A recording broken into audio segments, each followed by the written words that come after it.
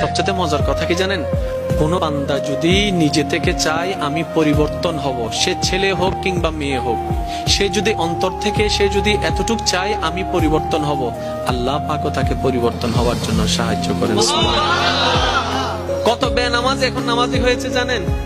সুবহানাল্লাহ। কত নামাজ এখন তাহাজ্জুদ ওয়ালা হয়েছে, হাজার হাজার আছে। এক সময় নেশা করতো এমন ছেলে, এখন 5 ওয়াক্ত নামাজি হয়েছে এমনও আছে। সুইসাইড করতে গিয়ে ফেরত এসেছে।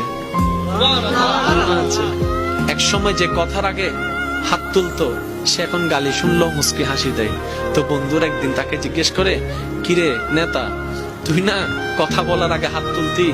তখন সে বলে, পাগল ছিলাম তখন তুলেছি, বুঝতে পেরেছি ওই জগতে কিছু নাই, আল্লাহর প্রেমের ধৈর্যের জগতে অনেক বড় নিয়ামত আছে। এত বড় বড় সফল ব্যক্তি যদি ছোটবেলায় লাথি খাইতে পারে, আপনি পারবেন না কেন?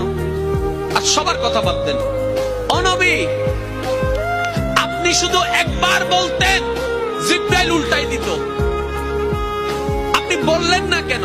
নবী রাহমাতুল লিল আলামিন বলে, পাওয়ার থাকার পরও যে পাওয়ার দেখায় না, সে তো সত্যিকার পাওয়ারফুল ব্যক্তি। সুবহানাল্লাহ।